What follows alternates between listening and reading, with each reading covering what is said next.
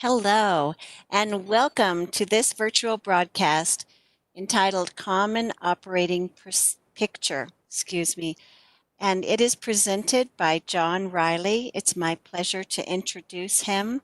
John has more than 30 years experience in emergency management at numerous DOE sites, including 16 years at Savannah River, more than 7 years at Lawrence Livermore National Laboratory, and currently he's the acting department head at Lawrence Livermore National Laboratory. He's responsible for managing life safety systems, fire protection, the fire department, building department, emergency programs. So busy. And in his spare time, he's also the subcommittee advisor for SIMPER, which we really appreciate, John. If you have questions for John during his session, just put it in the chat tool on the right, and I'll relay it to John at the end of the session. And now, join me in welcoming John Riley to our virtual stage.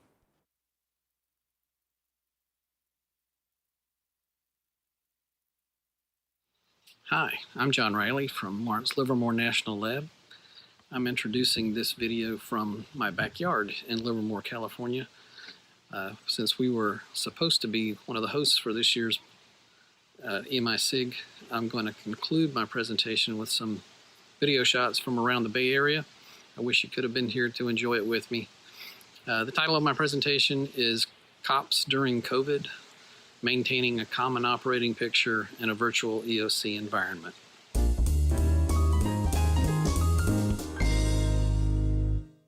Okay, I'd like to talk a little bit about what our EOC did during the COVID event as a preface. So first of all, we activated on March the 5th to support our COVID operations when the site went to the min safe posture.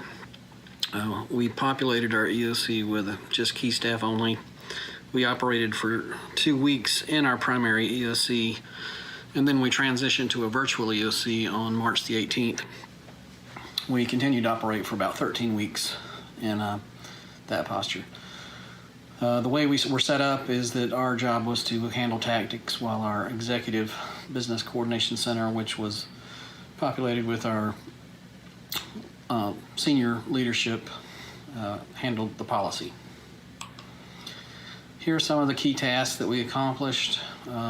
We were assigned to purchase scarce supplies, so that include masks and wipes, sanitation supplies, handle public and employee information, coordinate with site medical, support emergency sanitation efforts, support a ventilator design project, create a COVID-19 hotline for employees' concerns, and a website. Gather and distribute intelligence reports, and creating post signs around the site, such as "if you're sick, go home" sort of signs at gates and buildings as needed. This is a picture in our EOC during the COVID response. EOC accomplishments during COVID, we actually had 56 members who supported the response. We were operational for 106 days. We produced 325 pages of situation reports and 90 recipients on each of those reports per operational period. 330 agency contacts. Ad hoc was our mass notification system. We sent out 19 messages to almost 6,000 people and got about 46,000 acknowledgments, which is actually an improvement from what it had been previously, when that's almost nearly half of the population was responding to messages. 68 public information articles were developed, and in all we did 136 tasks, including the development of a supply calculator that was used to automatically repurchase supplies when levels became low for COVID supplies. I won't go into too much detail about what COPS is, because we did the similar presentation for 3 years in a row, but real high level, COPS stands for Common Operating Picture System. There's a new DOE order requirement to have a Common Operating Picture System, and we had a finding from EA 33 against our site saying we did not have one. So we developed a new system which has a dashboard concept, so the emergency director can see high-level aspects of response for various subjects such as security, protective actions, notifications, accountability, those types of things. These tiles are on the dashboard, and each tile has a backboard which is populated with more information. ERO members at all of our emergency facilities and at our command post have access to this system.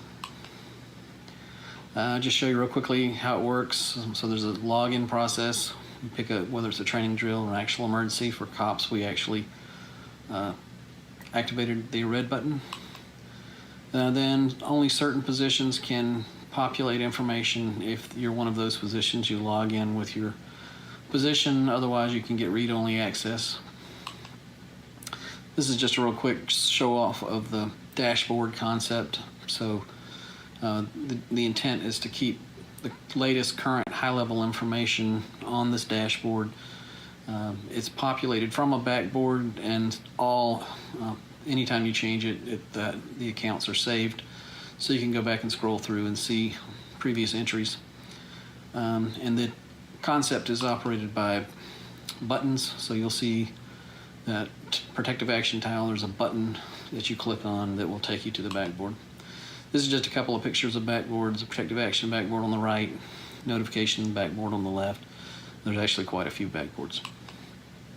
Now I'm going to show you the actual COPS database that we used during COVID-19. Okay, I'd like to share a little information about a show and tell for the database that was used for the COVID event. This is an actual archived event in our system now, so it's no longer active, but it's a good historical account of everything that happened. I'll just go through a few of the tiles to give you a flavor of how the system worked for us. I'll start with protective actions. This was the final entry that we used for protective actions, was on March the 31st. At that time, there was a decision made that COPS was not an effective way to communicate information, since only the EMD staff had access to the system. So no more entries were made after that date. However, it is a good historical file to show you all the various decisions that were made. So I'm going to switch to history mode. Anytime you go to history mode, you can view previous times or later times. So these are earlier times. The EOC revised their accountability process because we were in MinSafe operations. The site implemented MinSafe operations on the 23rd of March. And then we have information about how many people were telecommuting prior to that. So I'm going to return to the dashboard. Scene mitigation. We actually had a toluene spill in the middle of the response. This was the final mitigation backboard, but so you can see it's well filled out on details of activities at the scene. I'm going to go to history mode though. You can see that on March the 6th, we staffed the operations chief position. There was a toluene spill for building 391. They evacuated the building, and some information about that spill. No injuries was recorded in the system while we were responding to the COVID event. So you can see the information about details of activity at the scene continued to change as more information became available. ESNH, I'll click on that backboard, had very little information, but we do document that the biosafety officer came to the EOC, that one employee tested positive for COVID-19, and HSD was tracking down potentially exposed individuals. Multiple possible exposures, only one exposure confirmed. Little confidence on numbers for testing was recorded. County was reporting 8-fold increase in COVID deaths on the 31st. And then California Public Health reported 10,000 confirmed cases and 237 deaths. A lot of that information is also documented in our SITREP report, but this was the ESNH positions information they were inputting. Obviously, no scene survey data, and a lot of the other fields don't apply. Just a couple more. I know I'm going long. The facilities and infrastructure was a busy group. Going to history, there was a lot of activity trying to get sanitation supplies that the facilities group was involved in. They were also involved in cleanup for a number of buildings because of potential exposures. That's documented in the system. All buildings clear on March 11th, have been disinfected. Hand sanitizer distributed. So that gives you a flavor of what kind of information was entered into our facilities backboard. Notifications backboard documented the various agencies that were notified. So the very first one on March the 5th, we notified our LFO counterpart. And then these are a number of the agencies that they started contacting. And so information changed on the backboard. I'll do one more. Public Affairs actually has quite a bit of information in the system. They issued many news releases and worker updates, and all those are documented in the system. So if I scroll down, you'll see it has a list of articles that were transmitted, and I'll go into history a little bit to show you. So here's information they began putting in the system from the PAO office when they called the city. Different talking points were being drafted. So there's quite a bit of information about when news emails were sent to lab employees, and all that's documented, as well as social media interaction. So I won't go through any more of the backboards, but I will, for those of you who aren't familiar with the COP system, those buttons on the right, EN form is our emergency notification form, gets documented in the system. Plume models can be posted. Our logistics and administration, logistics and finance positions have backboard information about procurements, etc. Our weather information is accessible in real time. Disaster dispatch is only used if the site's dispatching its own assets because of an earthquake. Scene pictures can be put in from the incident command post. Sync events I will click on was heavily used, so literally hundreds and hundreds of entries, kind of a running timeline of activities that were occurring in the EOC during the event. And that's obviously all the news releases are documented. Maps are available for actual EAL events that occur. We have the corresponding protective actions that should occur for each technical basis event loaded into the system. I hope someday we'll get to show it to you real time, but this gives you a flavor for how the system was used for COPS. And now I'm going to return and give you a quick assessment of how we concluded the system worked well and places where it did not work well. Okay, I'd like to finish up with 2 slides about our analysis of how well our COP system worked for the COVID event, and then what changes we're considering to make.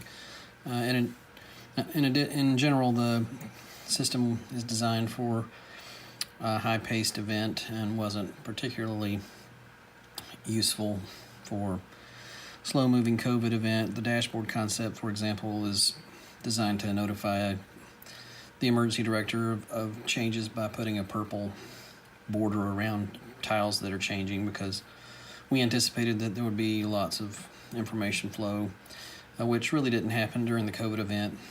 Not to say that the dashboard was completely unuseful, it's just wasn't quite designed for this type of event. The notifications backboard was fairly well used.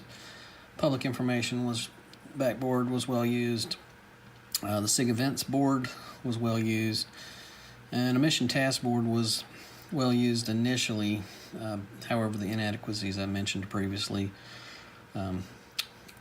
resulted in us moving into an Excel spreadsheet format later on. The virtual EOC COPS didn't work because only EMD staff had launcher files on their laptops. So either launchers are needed for all ERO members, or we need to move to a platform like a web-based platform where you can log in. Finally, the SITSTAT report form designed COPS is really just an accumulation of all the information that's in the COP that can be printed out. That was not how we want our situation reports to look. Not to say that that function's not useful, because it can quickly dump everything that's in the system into one file. But we decided we want an analysis kind of a report for senior management. So what changes are we considering? The mission task board needs to be redesigned so that you can enter dates that are weeks out. You can sort by links to objectives. Just a number of improvements we want to make with that board. Situation status report, as I mentioned, we want to come up with our own implementing procedure. We probably want to change who currently is responsible for developing the SITSTAT report, so that it's somebody from the EMD staff who can do analysis. And we need to revisit the situation with launchers.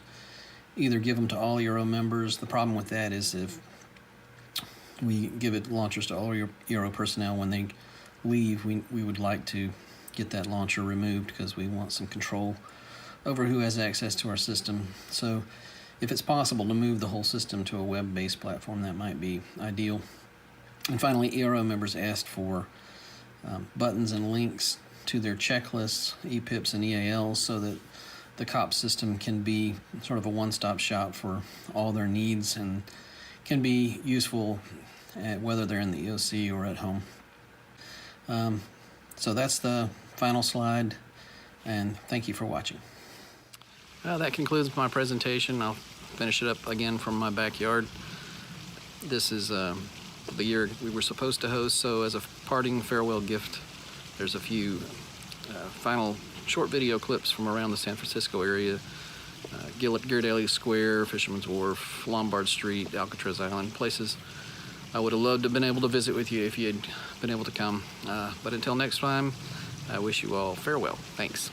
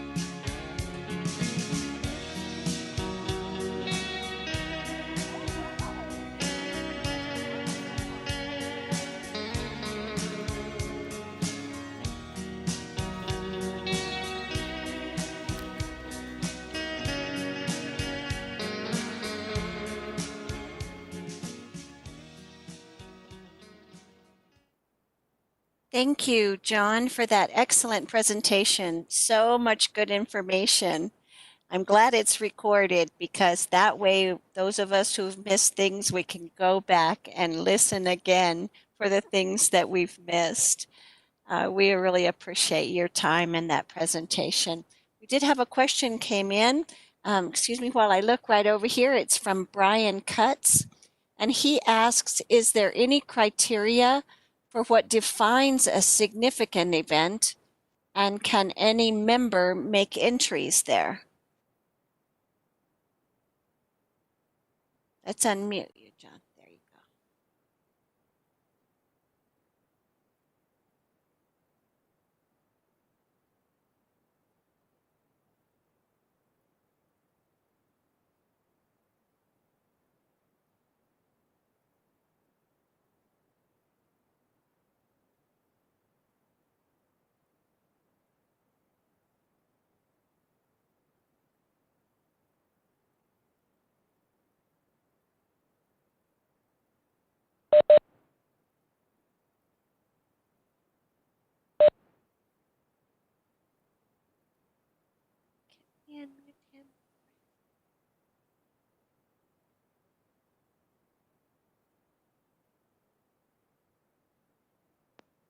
Can you hear me now? There you go. Okay, Yeah, sorry about that. no problem. We have a significant event position in each of our emergency facilities at our site, and they're kind of trained to know what's a significant event and what's not based on what's an important emergency situation. So, Brian, since you're actually on my staff now, I can give you more information about how that's done. But the answer is yes, we do some training on what events are significant. That's great. Thank you, John. Also had Ray Baez Perez ask, what do you mean by launchers?